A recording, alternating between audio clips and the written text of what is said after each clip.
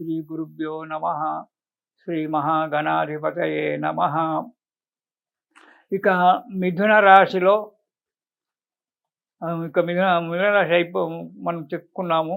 ఫిబ్రవరి నెలలో కర్కాటక రాశి వారికి చూసుకుందాం మనం.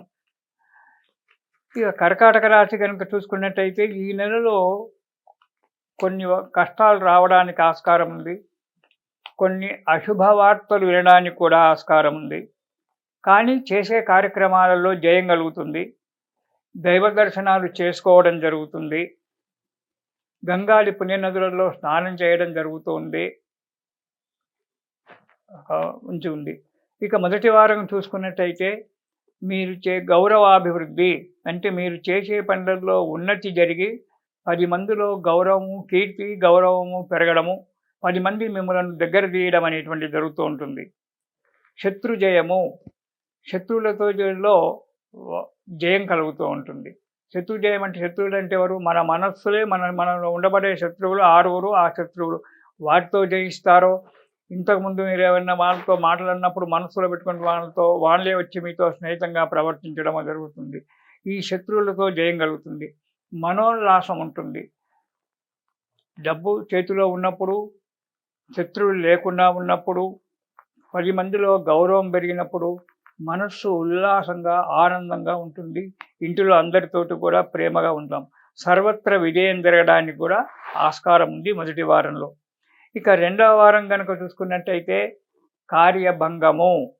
ఏదైతే మీరు చేయాలని చెప్పి ఒక కార్యక్రమాన్ని గత 3 మాసాల నుంచి మీ మనసులో మెదులుతూ ఉంది కర్కాటక రాశి వారికి, కానీ ఆ పని జరగడం లేదు. ఇప్పుడు కూడా జరగడం కొంచెం ఇబ్బందికరమే. బంధుమిత్రులతో విరోధం ఏర్పడుతుంది. అనారోగ్యం ఏర్పడుతుంది. ధన నష్టం కూడా జరుగుతుంది. బంధుమిత్రులతో విరోధము, ఇటు అనారోగ్యం వచ్చినప్పుడు అనారోగ్యం గురించి డబ్బు ఖర్చు కావడం అనేటువంటిది కలుగుతూనే ఉంటుంది. ధన వ్యయము, డబ్బు నష్టము. ఎవరికో డబ్బు ఇవ్వడం వల్ల తిరిగి మీ డబ్బు మీకు రావడం వల్ల వారితో కూడా మీకు ఇబ్బందులు రావడానికి ఆస్కారం ఉంది.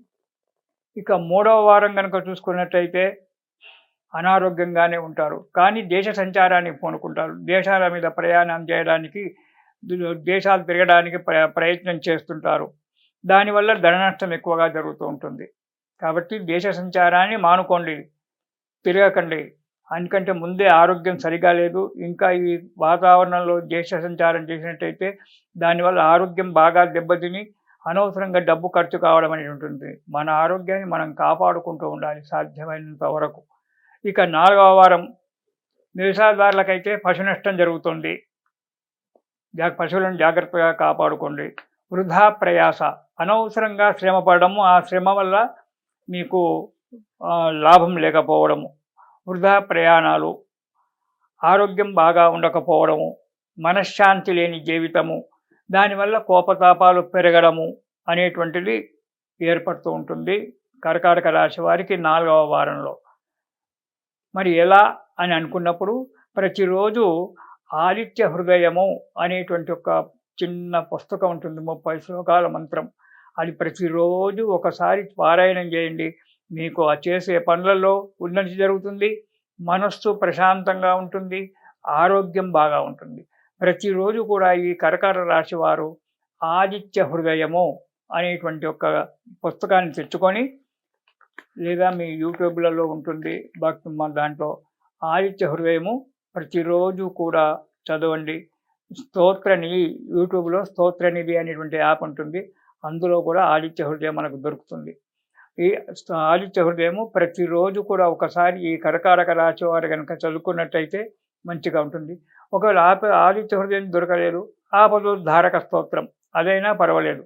ఆదిత్య హృదయం కానీ ఆపదోద్ధారక స్తోత్రం కానీ ఈ రెండిట్లలో ఏదైనా చదువుకున్నట్టయితే మీకు ఆ భగవంతుని యొక్క అనుగ్రహం వల్ల సకల కష్టాలు పోయి ఈ నెలలో శుభంగా ఉంటారు. ఇది శుభం.